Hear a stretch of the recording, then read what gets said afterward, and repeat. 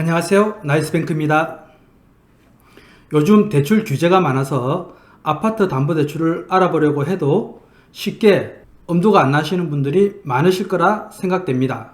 규제 지역도 제한을 받고 있고 올해 7월부터는 총 대출 금액 1억 원을 초과하시는 분들은 DSR 규제도 받게 되어서 모두 확인을 해봐야 합니다. 오늘은 KB 시세 10억의 아파트 담보대출 진행 시 대출금이 얼마나 나올까를 사례를 들어서 설명드리려고 합니다. 현재 무주택자입니다. 이사를 가려는 아파트가 10억 정도 하는데 대출이 어느 정도 나올까요? 현재 직장인이고 연소득은 작년 기준 1억 원입니다.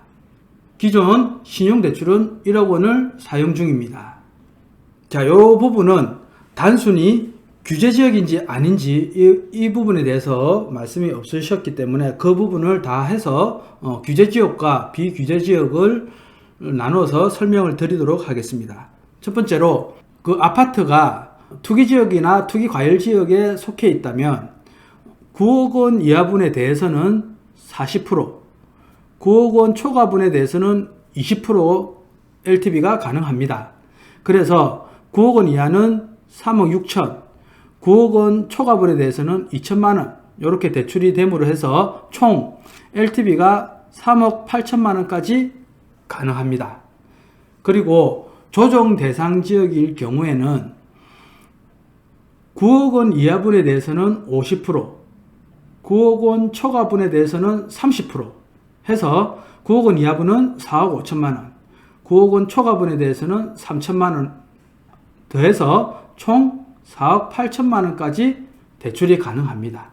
그 아파트가 비조정 지역이라면 무주택자는 70%가 가능하기 때문에 7억까지 가능하고요. 1주택 소유자는 60%가 가능하기 때문에 6억 원까지 가능합니다. 이 앞에서 설명드린 내용처럼 모든 분들이 이만큼 대출이 가능한 것은 아닙니다. 대출 받는 분이 DSR이 몇 프로 이내인지를 확인하셔야 합니다. 그래서 DSR은 주택담보대출 연간 상환 원리금과 기타 부채 연간 상환 원리금을 합해서 연소득으로 나눈 것을 DSR이라고 하죠. 현재 총 대출액이 1억 원 초과일 경우 DSR을 규제를 받습니다. 1금융은 40%를 받고요. 2금융은 50%를 규제를 받는다고 보시면 됩니다. 자, 그러면 요거를 한번 풀어보면 기존에 신용대출이 1억 원이 있다고 했습니다. 그리고 요 금리나 이런 건 자세히 설명이 안 나와 있기 때문에 금리를 4.5%로 가정을 하고 약정 기간을 5년으로 가정을 했습니다. 그리고 상환 방식은 원리금 균등 상환 방식으로 해서 이렇게 해보면 신용대출에 대해서 연간 원리금 상환액은 2,410만 원 정도 됩니다. 그리고 투기지역일 때 3억 8천만 원까지 LTV가 나온다고 했죠. 요거를 약정금리 4% 그리고 약정기간은 40년으로 가정을 하고 상환 방식은 원리금 균등 상환 방식으로 했을 때 연간 원리금 상환액은 1,900만 원 정도 나옵니다. 요거 두 개를 합하면 연간 내가 내야 될 금액이 4,310만 원 정도 됩니다. 그러면 내가 연소득이 1억 원이라고 했으니 DSR이 43.1% 정도 나오죠. 그러면 2금융에서는 담보대출이 가능하지만 1금융에서는 아까 DSR이 40%였기 때문에 초과가 돼서 안 된다고 보시면 될 것 같습니다. 그래서 요 옆에 보시면 DSR 계산기로 해서 자세하게 설명을 해놨고요. 요 부분은 네이버에 들어가시면 DSR 계산기로 들어가셔서 내 부채 금액과 신용대출 부채 금액과 담보대출 부채 금액 이런 거를 금리하고 기간하고 이렇게 넣게 되면은 대출이 나온다고 보시면 될 것 같습니다. 그래서 총 43.1%가 나오게 됩니다. 그럼 만일에 신용대출 원리금액을 8,500만 원까지 낮출 수 있다면 DSR이 39.5% 정도로 떨어지기 때문에 1금융에서도 담보대출이 가능합니다. 그래서 내가 조금 1,500만 원 정도를 신용대출을 갚을 수 있다라고 하시면 그거를 먼저 갚으시고 1금융으로 진행하시면 될 것 같습니다. 그래서 신용대출을 8,500으로 였고 담보대출을 3억 8천으로 였을 때 DSR이 39.5%가 나오게 됩니다. 그래서 이러한 부분들도 DSR 계산기를 넣어서 꼼꼼히 확인하시면 될 것 같습니다. 그리고 조정지역일 경우에 기존 신용대출 1억 원, 약정금리 4.5, 약정기간 5년, 상환방식은 원리금 균등 상환방식으로 해서 2,410만 원 정도 신용대출이 있다고 했습니다. 그리고 조정지역은 대출금액 LTV가 4억 8천만 원까지 가능하다고 했습니다. 이것 또한 4%로 가정하고 약정기간 40년, 원리금 상환방식으로 했을 때 연간 원리금 상환액은 2,400만 원 정도 상환액이 나옵니다. 그래서 이 두 개를 더하게 되면은 4,820만 원 정도를 내가 연간 상환을 해야 되는 금액이 나옵니다. 이렇게 되면 연봉이 1억이니까 DSR이 48.2% 정도 나오게 됩니다. 이 부분 또한 이 표로 넣어서 확인을 하시면 될 것 같고요. 만약에 내가 신용대출을 6,500만 원까지 낮출 수 있다면 6,500만 원을 넣게 되면은 기존의 담보대출 4억 8천을 포함해서 하게 되면은 39.7%까지 떨어지기 때문에 1금융에서도 대출이 가능하죠. 그러나 만약에 내가 신용대출을 갚을 수 있는 돈이 현재 없다라고 하면은 2금융에서 진행하시면 될 것 같습니다.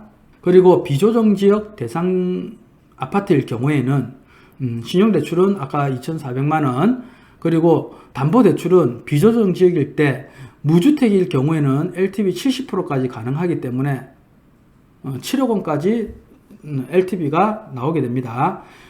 약정금리를 4%로 하고 40년으로 했을 때 원리금 균등 상환 방식 이렇게 진행을 했을 때 연간 원리금 상환액은 3,510만 원 정도가 나오게 됩니다. 그러면 이거 두 개를 합하게 되면은 총 원리금 상환액이 5,920만 원 정도 나오게 되죠. 그러면 내가 연소득 1억이니까 59.2% 정도 나오게 됩니다. DSR이. 그러면 1금융에서도 안 되고 2금융에서도 안 됩니다. 두 개 다 DSR을 초과를 하게 되죠. 이 부분도 만일에 신용대출을 6천만 원까지 낮춘다면 6천만 원까지 낮출 수 있다면 그러면 49.58%를 나오기 때문에 2금융에서는 대출 진행이 가능합니다. 그러면 신용대출을 4천만 원 정도 먼저 갚으시면 2금융 보험사라든지 새마을금고 신협 이런 등등 이러한 부분에서는 대출이 가능하다고 보시면 될 것 같습니다. 그러나 이 부분을 내가 낮출 수 없다라고 하면은 안 되겠죠. 그러면 기존의 담보대출 금액을 많이 줄일 수밖에 없다는 거죠. 그리고 신용대출을 2천만 원까지 낮추면 39.93%로 떨어지므로 1금융에서도 가능하게 됩니다. 그러니까 이러한 부분들을 잘 계획을 하셔서 대출을 받을 때 참고를 하시면 될 것 같습니다. 위 내용들은 아파트 담보대출 금리를 4%로 가정하고 40년 원리금 균등 분할로 했을 때 예시로 설명을 드린 점을 참고하시면 될 것 같고요. DSR 단순 계산 방식에 따른 내용이기 때문에 고객님 개개인에 따라서 실제 적용받고 있는 부채 이자율을 일일이 확인할 수 없는 부분입니다. 그래서 금리와 대출 기간이 다를 수 있기 때문에 위 사례를 참고로 아까 DSR 계산기에 자세히 넣으셔서 본인에 맞게끔 확인하시면 될 것 같습니다. 이 DSR 계산기는 네이버 부동산에 DSR 계산기를 치시면 검색을 하시면 이런 표들이 나오기 때문에 거기 들어가셔서 확인을 해보시면 될 것 같습니다. 금방 말씀드린 것처럼 1금융은 DSR을 40%를 초과할 수가 없습니다. 그리고 2금융은 DSR 50을 초과할 수가 없습니다. 그래서 1금융을 확인하시고 1금융이 안 될 경우 2금융으로 아파트 담보대출을 알아보시면 됩니다.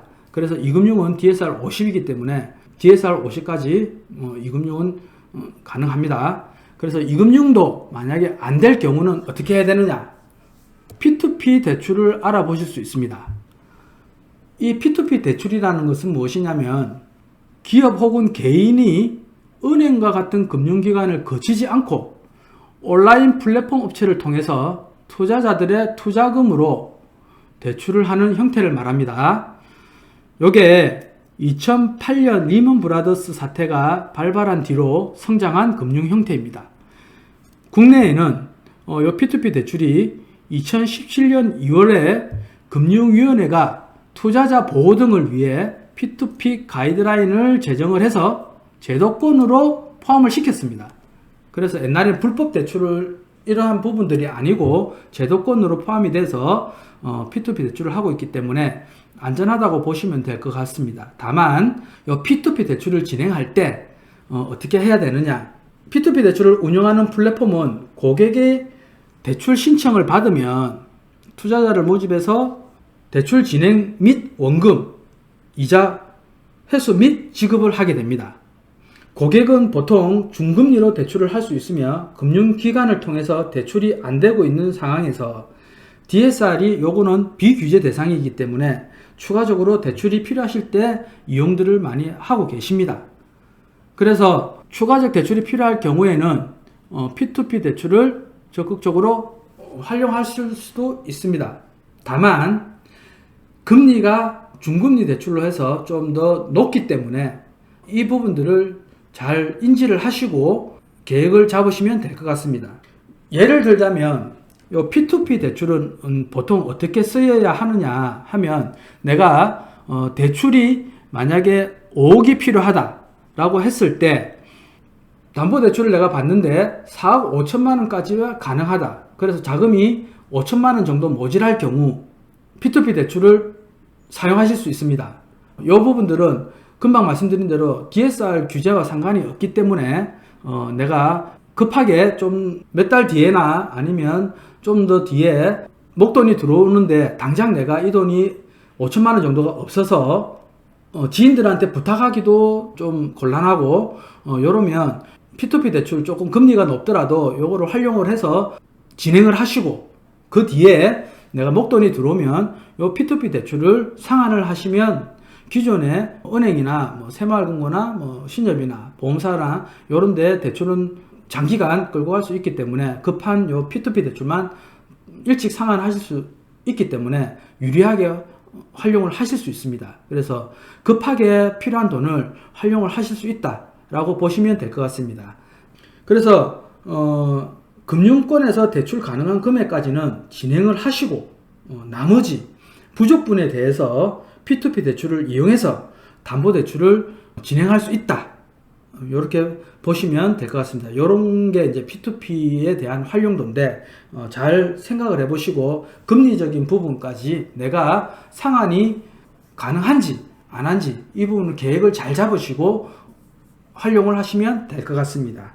이러한 부분은 자세한 내용은 상담을 통해서 안내를 받으실 수 있으니 상담을 하시면 될 것 같고요. 다음 편에서는 소유하고 있는 아파트로 담보대출 받는 법에 대해서 설명드리고자 합니다. 다음 편도 많이 기대해 주시고 오늘 내용이 좋았다면 구독과 좋아요, 알림 설정까지 부탁드리겠습니다. 감사합니다. 나이스뱅크였습니다.